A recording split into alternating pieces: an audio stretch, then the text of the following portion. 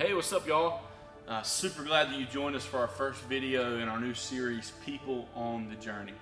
Now, as hopefully you saw in the last video, this series is about different characters in the Bible and how we can learn from their journeys, we can learn from their stories, and we can learn from their ups and their downs, their valleys and their mountaintops, right? So I thought that it's only fitting that if we're going to talk about characters in the Bible, that we should start with the ultimate character of the Bible. Obviously, I'm talking about Jesus, right?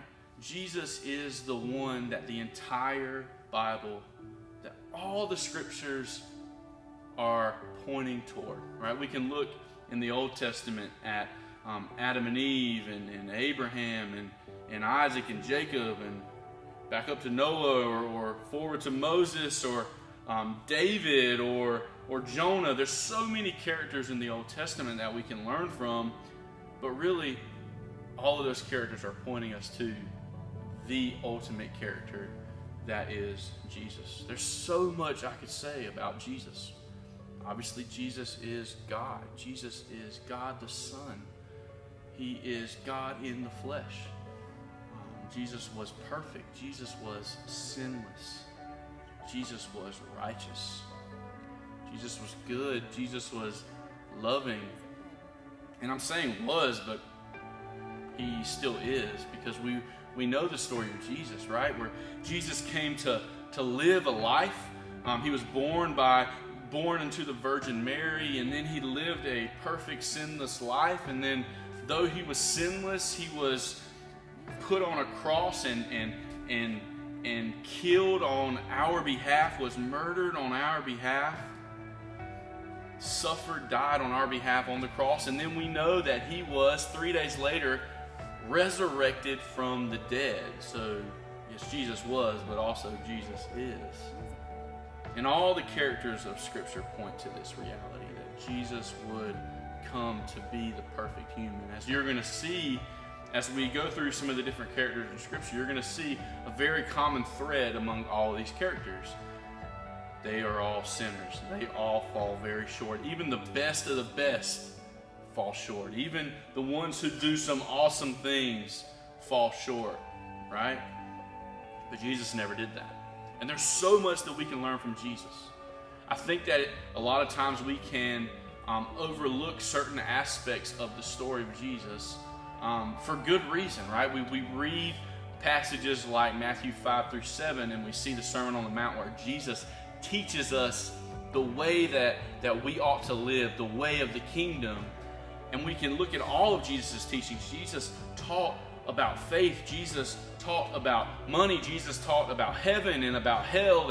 And we can look at his teachings and we can forget to look at the person of Jesus. But as I said in the video last week, one thing I want this series to be is so you can see the humanity of the people in Scripture. Jesus was not a distant, far off being, right? No, Jesus was flesh and bone. Jesus put on flesh, and he was a human being.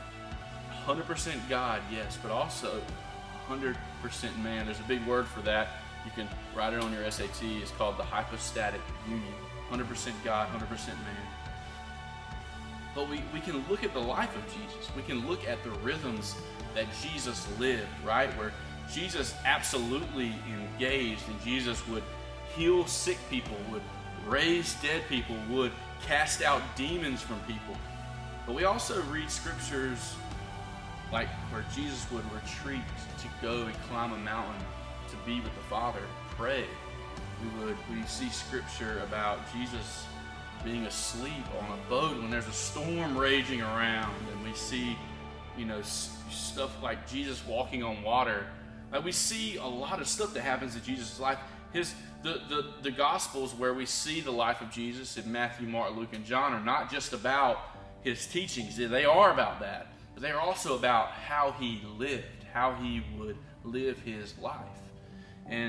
And one of my favorite things that I've heard in the last year that I really have never thought about before is that Jesus was among many things, a rabbi. And in Jewish customs, when someone was a rabbi, they would bring people along. They would bring along disciples. Obviously, we know Jesus had 12, but they would bring them along, and not only would the rabbi teach them things, not only would he impart wisdom to them and knowledge to them, but they would also see how he lived his life, and they would try to become like their rabbi. All the disciples would try to become like their rabbi. I heard it put best like this, that disciples of Jesus they long to be with Jesus, become like Jesus, and then do what he did. And so that is true for us as well.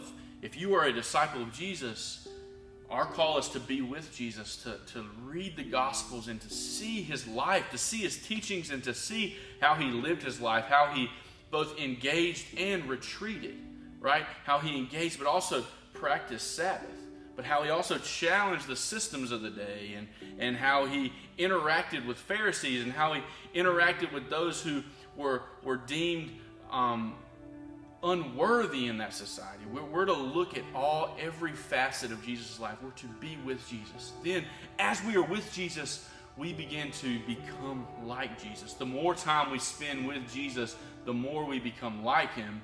And then we look and we see how Jesus lived, and then we begin to do what he did. Or I've heard it put better like this: we begin to do what he would do if he were us. Obviously, Jesus is God, and so there are some things that Jesus did that we're not going to be able to do.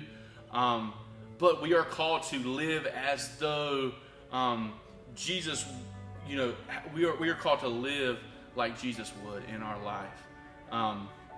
There used to be an old bracelet that looked a lot like this one. This is kind of a newer version of it where it would say, "What would Jesus do?" That is the life of the disciple. We are to be with him, become like him, and then ask, what would he do in this situation?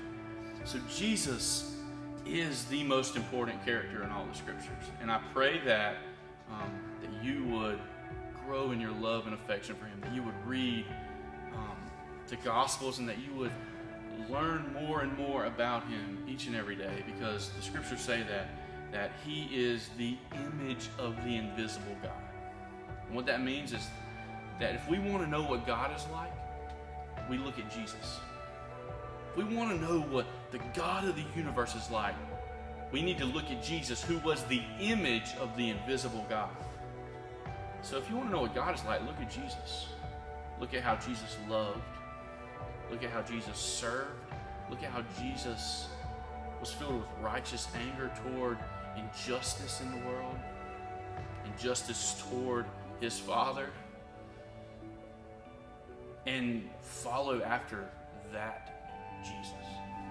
So I hope you're encouraged by this. I'm really excited about this series. Jackson's going to be up next week to talk about a really cool character. Spend some time with Jesus. Get to know him. He is worth it. There's no other person who is worth your time more than Jesus. All right, y'all have a good week. Peace.